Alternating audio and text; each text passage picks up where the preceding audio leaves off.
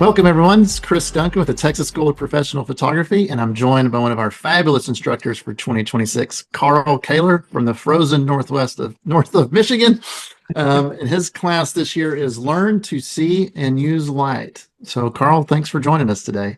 Thank you. Appreciate it. Yeah, so we're calling these little talks Texas School Off the Record. We just want to have a little 15, 20-minute conversation about you, about your class, what students will learn, what's a great student for your class, and get people excited about Texas School 2026, which, as a reminder, is coming up April 26th through May 1.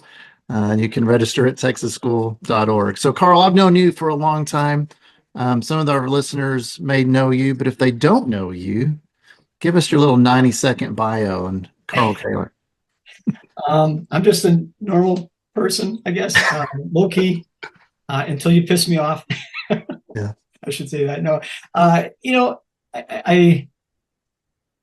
somebody that's been in the industry for a very long time. I was a lab technician at the very beginning, so I'm a custom printer as well as a portrait photographer. I've been involved with a lot of different facets in this industry, including boards and all kinds of different concepts, and it's taken me all over the world, literally, which is kind of cool. Yeah. I'm an all right photographer, but I am a very good coach. My superpower, if there was such a thing, is being able to see the abilities that people already possess and being able to customize ideas and concepts that help each person, whatever level they're at, become better than they were already. That's my superpower. Well, that sounds like a pretty amazing superpower, even as a photographer, being able to see that and bring it out of your clients and then bring it out of students to get the best out of everyone. That's fantastic. So yeah. I don't know, you've been an instructor or coach, as you like to say, I like that, at Texas School for many years.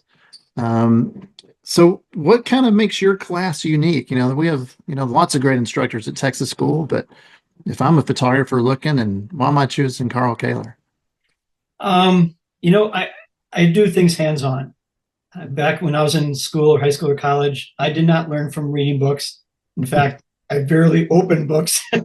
I learned by watching and listening to the instructor and then doing, and then listening more and then doing more, and so on and so forth. So in my class, I try to structure things in a way that I am used to learning.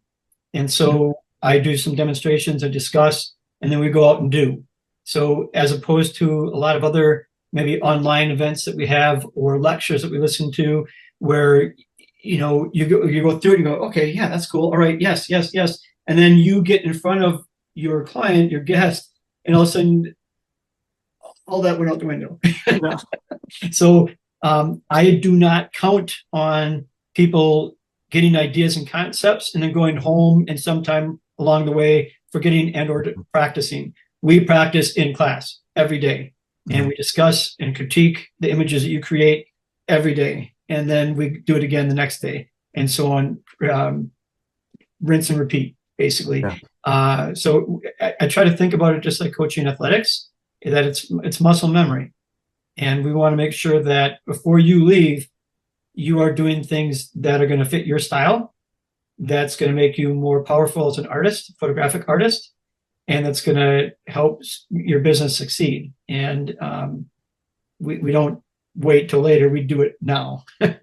Yeah.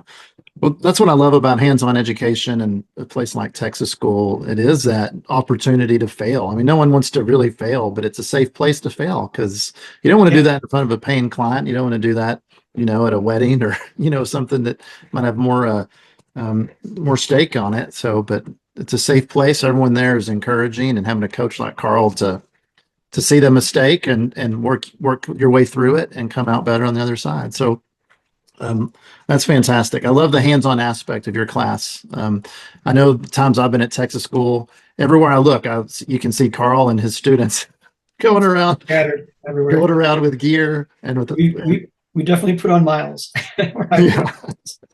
But here's the thing: it's the idea of the part of the concept of doing that is that everybody learns from each other. I mean, back when I was very involved in wrestling, we used to travel to a place out of our normal conference or whatever, and we would stay with another team. We would stay with wrestlers from that team and practice and see.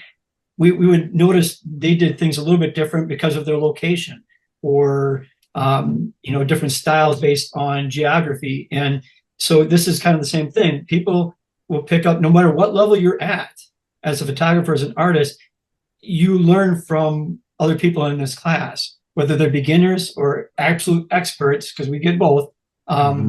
Things could pop up. You're like, oh, I didn't think about that before. But because somebody else brought it up, now it's on the table. And so it allows us to learn to ask and see the questions we didn't even think to ask. Yeah. Yeah. I know every instructor I've talked to, I've done several of these, and it sounds cliche, and I'm even say it every time, like, this sounds so cliche, but Texas School has such a strong community that you come there, and you may come alone, but you leave with good friends, you leave with partners, you leave with a coach, you leave with a mastermind group that you can call on, sometimes years or even decades after that Texas School experience. And so I love that your class is not unique in that way, that, it is a community building, but it may be unique that, the way you teach and the what you bring to the table.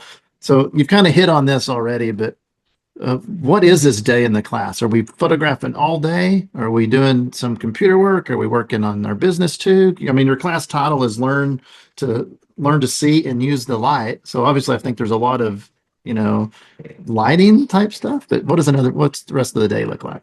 Well, there is. No, we start off learning to see and utilize natural light for portrait style lighting.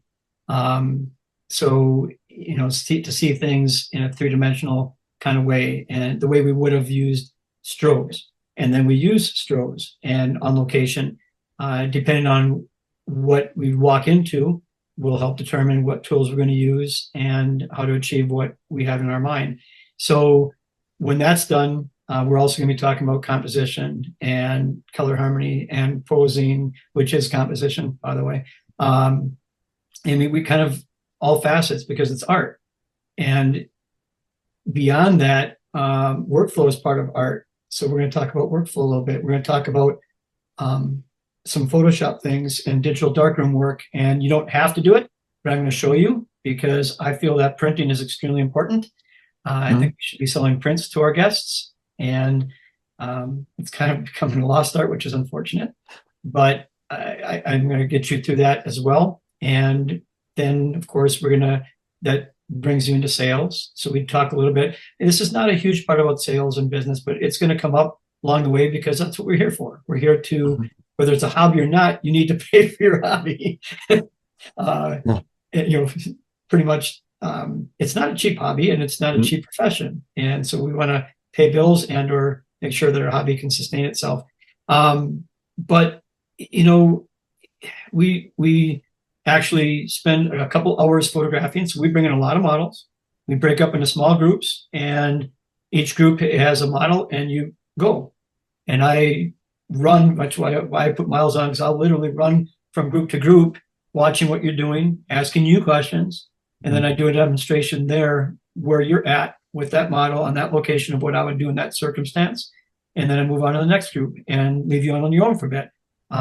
Because part of learning is extremely important that you do it yourself. And you're going to fall on your face sometimes. That's what practice is for, like you already said.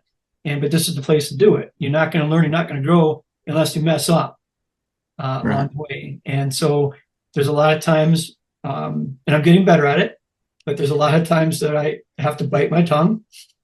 And just let people do what they're going to do.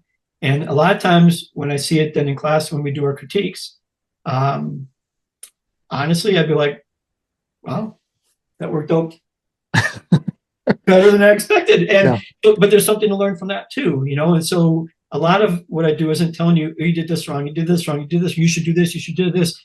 What it really comes down to is, okay, great idea. This is another concept given that same situation. So in the future, if you run into these circumstances, this is another direction that maybe you could go. I like what you did here, but here's other A, B, and C that we can go down the roads as well to help give you options down the road a bit. Yeah. Well, having a toolkit, and just going home with the toolkit to be able to pull off these situations, because you put them in, sounds like you're just putting them in real life situations that they're going to Absolutely. encounter when they get back in their own studios Yep. and homes or Mhm. businesses. So, if we're talking about these students, you mentioned portrait. So, someone that's considered in your class, do they already need to be a portrait photographer? I mean, have are they thinking about being portrait photographers? Or they just want to photograph their kids growing up? Or All kind the of, above. Yeah, all the above. To me, though, if you're a landscape photographer that wants to learn more about lighting, join on in. Light is light. Composition is composition. It doesn't matter whether you're photographing a seashell or a flower, a rock or a person. You're still trying to create the same kind of concept with composition, lighting, color harmony, Mhm. subject matter, center of interest, and so on and so forth. And then it comes down to the technical aspects that we're going to be talking about too, to help all those things round off. But um, you know, I've had a lot of people come in and say, we just want to photograph our grandkids better. Perfect. I can help you do that. And there's some people that say, I want to increase the value of my work for my high school seniors or my families or whatever. That's fine too. We'll absolutely dive into that Yeah.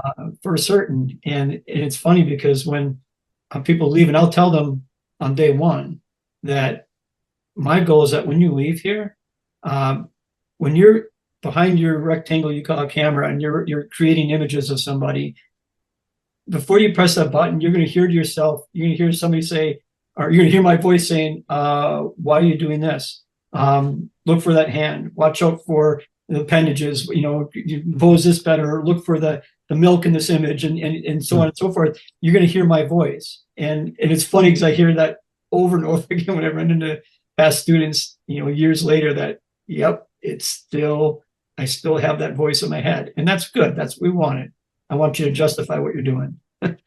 So, you said something.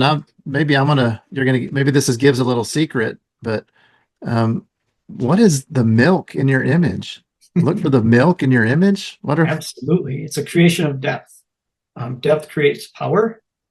Anytime we have something that's just flat, the way our brain works, we see it as flat.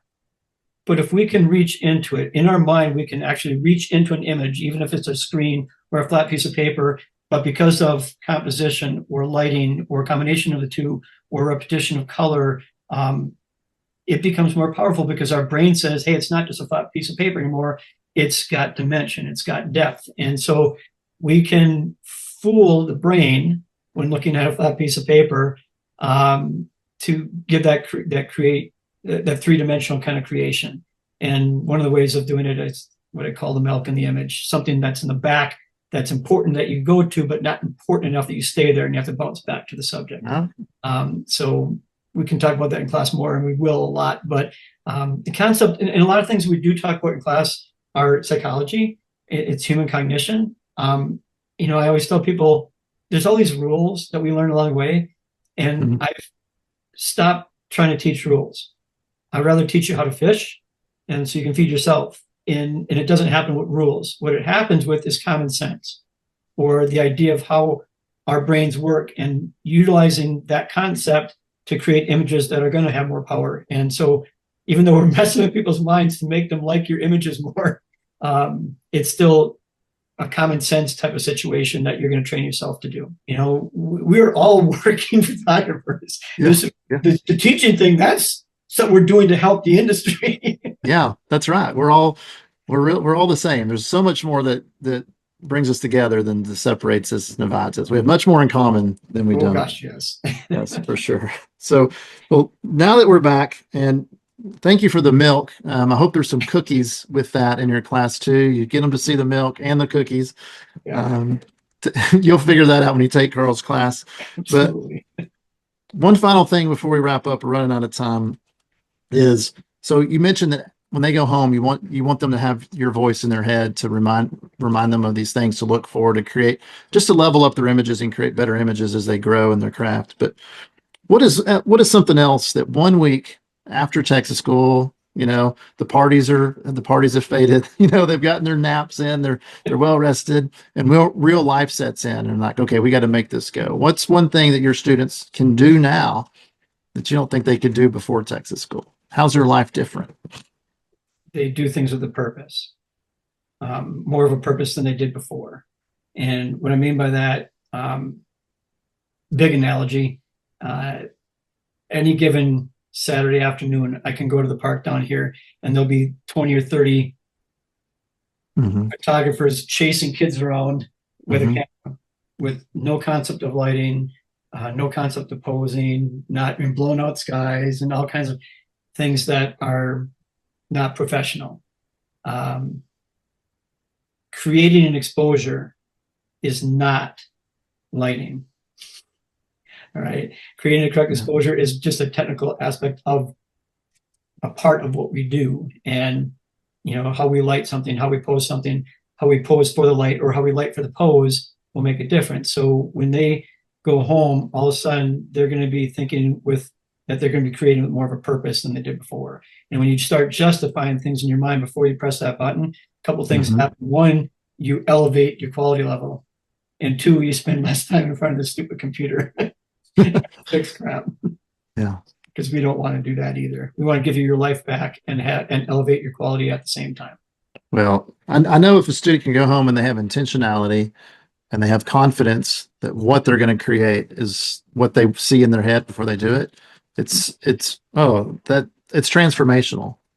Yeah. It's transformational, and it does give them some of their life back, time with their family, their kids, maybe to do other aspects of their business, or even get more clients in the door to photograph more. So, well, if you haven't been to Texas school before and you're wanting to up your craft and you're wanting to learn more about lighting, which is, you know, I love to do food analogies, and to me, it's the most important ingredient in our images. Is lighting. There's a lot of other ones we can use and we can mix them and make them our own, but we all have to start using lighting no matter what we photograph. And if you want to do that and use that ingredient well, then Carl is your coach for that. So Carl, thank you so much for the time today. For this conversation. We love having you at Texas School. Thank you for being part of the Texas School family. And remember, April 26th through May 1, Carl Caylor's Learn to See and Use the Light. You can register at texasschool.org. We hope to see you there in April. Thanks, guys. See you later. Thanks, Cris. Thank you.